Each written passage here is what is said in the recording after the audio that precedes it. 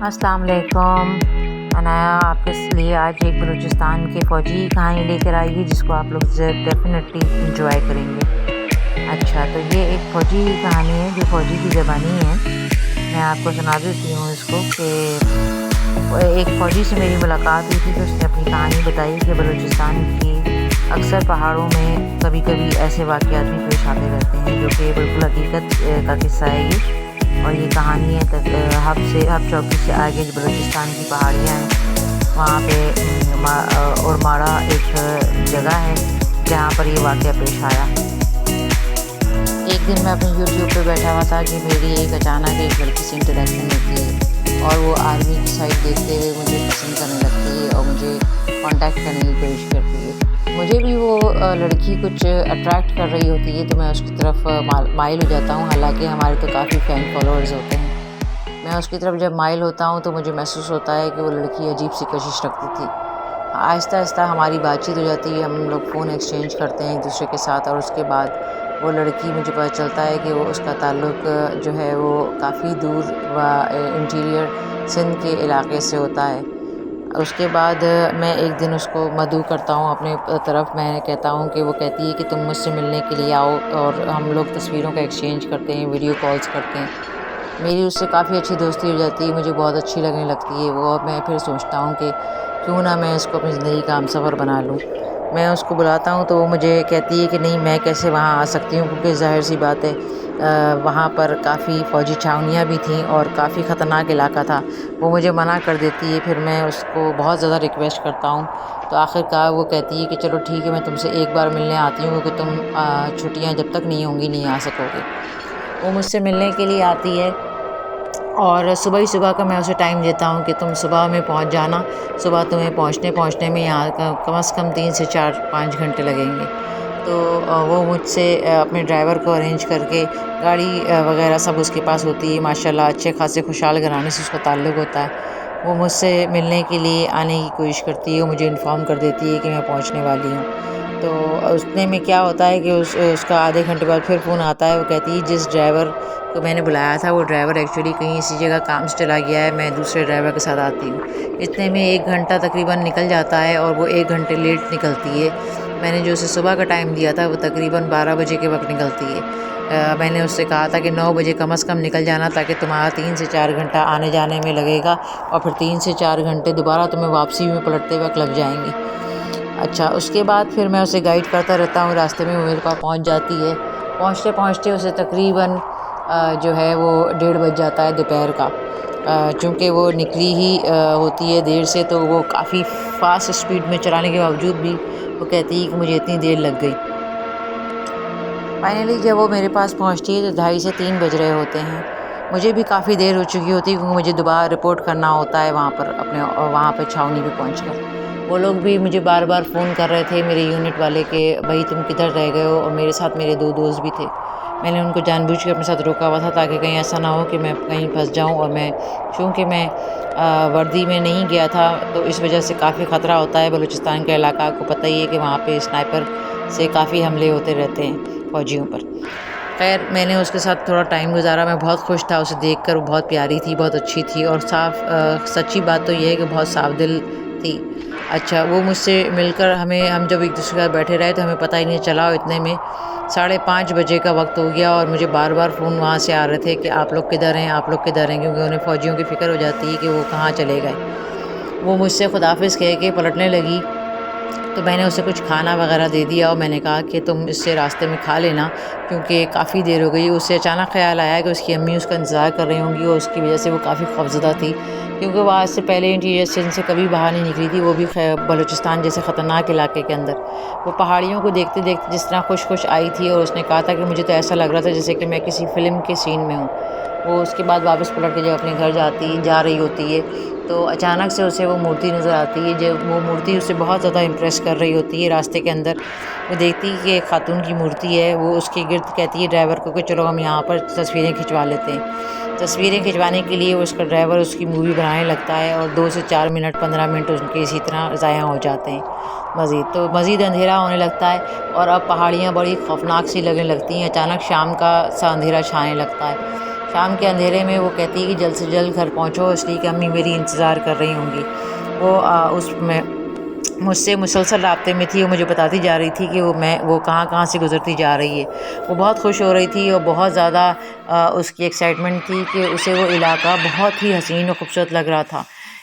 شام ہوتے ہوتے 6 بج گئے اور 6 بجے کے بعد وہ جو ہے وہ کہتی ہے ڈرائیور سے کہ تم اسپیڈ سلو مت کرو، تیز رکھو تاکہ میں جلد سے جلد اپنے گھر پہنچ سکوں۔ تو اس کے بعد پھر وہ ڈرائیور جو تھا وہ تیز گاڑی بھگانے کی کوشش کر رہا تھا۔ اس نے کہا تھا میڈم پیٹرول فل بھرا ہوا ہے اور آپ ٹینشن نہ لیں۔ وہاں سے چلنے کے بعد اسے احساس ہوتا ہے کہ اس نے کافی دیر کر دی ہے، اسے پہنچنے میں کافی دیر لگ جائے گی، جس کی وجہ سے امی کے بار بار فون اس کو آنے لگتے ہیں۔ وہ مجھے بتا رہی ہوتی ہے کہ امی کے میرے پاس بار بار فون آ رہے ہیں، امی کافی ورڈ ہیں، میں نے انہیں بتایا بھی نہیں کہ میں بلوچستان آ گئی ہوں۔ تو اس کے بعد جو ہے وہ ایک جگہ ہمیں محسوس ہوتا ہے کہ گاڑی اسٹک ہوئی ہوئی ہے اور کافی زیادہ رش ہمیں لگتا ہے۔ وہاں ہمیں پتہ چلتا ہے کہ یہاں کچھ تحریک چل رہی ہے، جس کی وجہ سے ہم واپس اس طرف پلٹ بھی نہیں سکتے تھے۔ تو ہم نے سوچا کہ اب ہم یہاں پہ 1-1.5 گھنٹہ 7:30 8 بج رہے تھے رات کے اور ہم وہیں پھنسے ہوئے تھے اور ہم لوگ کافی وہ خوفزدہ ہو جاتی ہے۔ خوفزدہ ہونے کے ساتھ ساتھ وہ مجھے بار بار کانٹیکٹ میں رکھی ہوئی تھی۔ میں اپنے فوجی دوستوں کو کہتا ہوں جو اگلے یونٹس پہ تھے کہ دیکھو یہ گاڑی کی حفاظت کرنا، اور یہ کہ اس گاڑی میں جو ہے وہ کافی خاص مہمان ہماری ہیں جو کہ جا رہی ہیں اور ان کے پاس جو ہے وہ سوائے ڈرائیور کے اور کوئی بھی ان کے ساتھ نہیں ہے، اس کا خاص دھیان رکھنا اس گاڑی کے نمبر کا۔ تو میرے فوجی دوست اور رینجرز والے کافی کانٹیکٹ میں ہوتے ہیں اور اس کا دھیان رکھ رہے ہوتے ہیں۔ اتنے میں وہ وہاں پہ جب اطلاع ملتی ہے کہ یہاں سے آپ جا ہی نہیں سکتے، انٹیریئر سندھ کے اندر داخل نہیں ہو سکتے، آپ کو واپس وہاں جانا پڑے گا، تو وہ دوبارہ سے گاڑی اپنی ساری گاڑیاں ریورس ہونے لگتی ہیں اور اس کے بعد وہ دوسری پہاڑی کی طرف چلی جاتی ہے۔ وہاں پہاڑی کے پاس اس کو لگتا ہے کہ جیسے کہ کوئی ایسے سائے ہیں جو کہ اس کو مسلسل دیکھ رہے ہیں۔ وہ بہت زیادہ ڈری ہوئی ہوتی ہے، اس کی بیٹری بھی فون کی ختم ہو رہی ہوتی ہے، اور اس کے بعد وہ 2-2 3-3 فون ہونے کے باوجود اس کا ڈرائیور کا بھی الگ فون ہوتا ہے، لیکن وہاں پہ کنیکشن نہیں ہو رہے ہوتے۔ وہ جیسے ہی کنیکٹ ہونے کی کوشش کرتے ہیں کسی بھی یونٹ سے تو وہاں پر سگنل ڈاؤن ہونے لگتے ہیں، اور جب تک وہ آگے پیچھے گاڑیاں گھما کے دیکھ رہا ہوتا ہے ڈرائیور اس کا کہ کسی طرح بھی وہ یہاں سے نکل سکے۔ اتنے میں ایک قبرستان سا آتا ہے جو کہ بتایا جاتا ہے، وہ پوچھتی ہے اپنے ڈرائیور سے کہ یہ ہم کہاں پہ کھڑے ہوئے ہیں، تو اس نے کہا میڈم اس کے برابر میں قبرستان ہے، جہاں سے عجیب قسم کی دہشتناک قسم کی آوازیں بھی آ رہی تھیں اور لگ رہا تھا جیسے کہ کوئی عورتیں چیخ رہی ہیں۔ اور اتنے میں وہ کہتی ہے کہ یہاں سے کسی بھی طرح گاڑی کو ہٹاؤ، میری جو دوست ہوتی ہے وہ کہتی ہے کسی بھی طرح اس گاڑی کو وہاں سے ہٹاؤ، اور وہ بہت زیادہ خوفزدہ ہو جاتی ہے۔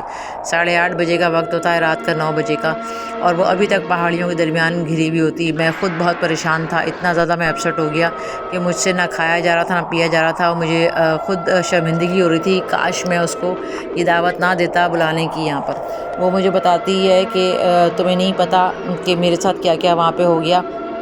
میں وہاں پہ پہاڑیوں کے درمیان جب دوسرے راستے سے جانے کی کوشش کرتی ہوں، جو دوسرا وہاں کا بائی پاس ہوتا ہے، تو وہاں تو بہت ہی خوفناک سما تھا۔ وہ بہت زیادہ ڈر جاتی ہے اور اس کو سمجھ میں کچھ بھی نہیں آتا۔ وہ کہتی ہے مجھے کچھ دکھائی نہیں دے رہا۔ اتنے میں اس کو پہاڑیوں کے درمیان میں سے 2 لال رنگ کی آنکھیں نظر آتی ہیں جو مسلسل اس کا پیچھا کر رہی ہوتی ہیں۔ 2 آنکھیں دیکھ کر وہ ڈر جاتی ہے۔ وہ کہتی ہے اپنے ڈرائیور سے کہ بہت تیز اسپیڈ میں گاڑی چلاؤ، لیکن چونکہ وہ پہاڑی علاقہ تھا، اس میں مختلف قسم کی ٹرننگز اور کٹس تھے، تو وہ اس کو ٹرن بھی نہیں کر پا رہا تھا ڈرائیور، اور وہ کہہ رہا تھا کہ میڈم میرے تو خود ہاتھ پیر ٹھنڈے ہو رہے ہیں، اور آپ مجھے کہاں پہ لے آئیں، اور مجھے تو پتہ بھی نہیں تھا کہ آپ مجھے اس علاقے کی طرف لا رہی ہیں جہاں پر ہر طرف دہشت گردوں کا بھی حملہ کرنے کا خطرہ ہے، اور یہاں پہ بہت ساری عجیب و غریب چیزیں ہیں، جن اور جنات کا بسیرا ہے ان پہاڑیوں میں۔ تو وہ اچانک سے میری گاڑی کی اسپیڈ سلو ہونے لگتی ہے، اور اس کی گاڑی کی لڑکی کی اس نے مجھے بتایا جو کہ اس کی گاڑی کی اسپیڈ سلو ہونے لگتی ہے، اور وہ کہتی ہے کہ گاڑی جیسے کوئی روکنے کی کوشش کر رہا ہے، تو وہ اپنا پڑھنا شروع کر دیتی ہے، اور اس کے بعد اسے لگتا ہے کہ گاڑی کی اسپیڈ تیز ہو گئی ہے دوبارہ سے، اور اس کا ڈرائیور بھی پڑھنا شروع کر دیتا ہے، تمام جتنے بھی بزرگان دین تھے وہ سب کو یاد کرنا شروع کر دیتا ہے۔ اتنے میں اسے ایسا لگتا ہے جیسے کہ کوئی بندہ سفید کپڑوں میں کنارے پہ کھڑا ہوا ہے اور اس کو مسلسل اشارہ دے رہا ہوتا ہے کہ آپ اس طرف سے جاؤ، اس طرف سے جاؤ، اس طرف سے جاؤ۔ تو وہ ڈرائیور اسی طرف موڑ لیتا ہے تو سامنے دیکھتا ہے کہ وہ رینجرز کی چوکی نظر آتی ہے۔ رینجرز والے اس کو کہتے ہیں کہ آپ اس راستے سے نہیں، اس راستے سے جائیں، اور 2-3 بائکس والے جو ہوتے ہیں وہ ہمارے ساتھ گاڑی کے چلنا شروع کر دیتے ہیں، جو ہم دیکھتے ہیں۔ تو ایک بائک والے کا بالکل چہرہ نظر نہیں آ رہا ہوتا، حالانکہ وہ نہ ہیلمٹ پہنا ہوتا ہے نہ کچھ پہنا ہوتا ہے، خوف کے مارے ہماری اس کی بری حالت ہو جاتی ہے۔ اور وہ کہتی ہے کہ مجھے نہیں پتہ کہ میں کس طرح اپنا پڑھتے پڑھتے گھر تک پہنچی، اور اس کے بعد میں نے دیکھا کہ وہاں سے راستہ جیسی کھلا اور اس نے جو ٹریفک سگنلز والے وہاں کھڑے ہوئے تھے، آرمی والے کھڑے ہوئے تھے، رینجرز والے کھڑے تھے، انہوں نے ہمیں کہا کہ آپ آگے کی طرف چلے جائیں اس راستے سے، اور ہم کم از کم تھوڑی بہت روشنی میں آئے، وہاں سے گھپ اندھیرا ختم ہوا۔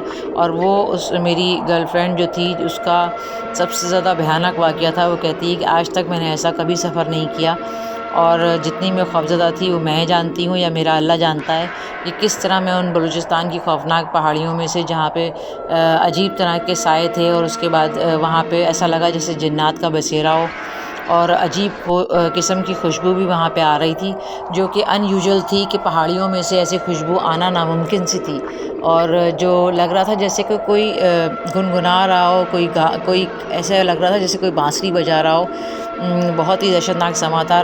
گھر پہنچتے پہنچتے اس کو تقریباً تمام بائی پاس کراس اس نے کیا اور 11:30 بج گئے، اور جیسے ہی اس نے گھر کے اندر قدم رکھا، 11:45 کا وقت تھا، اس کی امی، اس کی بہن سب دوڑتے ہوئے ان لوگوں نے اس کو گلے لگا لیا۔ کسی نے کھانا بھی نہیں کھایا تھا، سب بے حد پریشان تھے کہ وہ کہاں رہ گئی تھی۔ اس نے کہا کہ آئندہ میری توبہ اس کو احساس ہو جائے۔ اس نے اپنی ماں سے جھوٹ بولا تھا۔ اس نے جاتے ہی شاور لے کر جلد سے جلد نماز پڑھنے کی کوشش کری، کیونکہ وہ جنگلی پہاڑیوں میں سے جو گزرتے ہوئے آئی تھی، انتہائی خوفزدہ تھی، وہ کانپ رہی تھی۔ اس نے آتے ہی فوراً فون کیا مجھے، اور مجھے بتایا کہ بس آئندہ میں کبھی بھی نہیں آؤں گی، صرف آپ کی محبت میں آ گئی۔ اور اس کے بعد مجھے اس پہ بھروسہ ایسا ہوا کہ اس جیسی معصوم اور زندہ دل لڑکی میں نے آج تک نہیں دیکھی، کہ اس نے میری خاطر اتنا بڑا رسک اٹھایا اور میرے لیے ملنے کے لیے وہاں تک آئی۔ اور جو میرے دوست بھی حیران تھے، حالانکہ مجھے بھی بہت زیادہ سزا ملی دیر سے جانے کی وجہ سے اپنے یونٹ میں، لیکن میں نے اس سزا کو بھی اگنور کر دیا، کیونکہ آج الحمدللہ آج وہی لڑکی میری زندگی کا حصہ ہے، وہ میری وائف ہے، اور یہ کہ ہم بہت زیادہ خوشحال زندگی گزار رہے ہیں ماشاءاللہ سے۔ وہ میرا ہر طرح ساتھ نبھانے والی بہت ہی پرہیزگار اور نیک لڑکی ہے۔ میں اس کی گواہی دیتا ہوں کہ اس جیسی پاک دامن اور نیک لڑکی میں نے آج تک نہیں دیکھی۔ تو یہ کہانی تھی جناب آج فوجی کی۔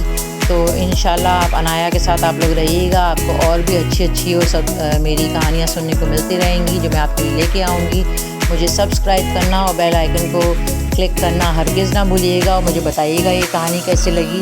میں آپ کی کمنٹس کا انتظار کروں گی، اور میری نئی کہانی میں انشاءاللہ آج یا کل میں دوبارہ آپ کے پاس لے کے حاضر ہوتی ہوں۔ مجھے دعا میں یاد رکھیے گا، اپنا خیال رکھیے گا۔ اللہ حافظ۔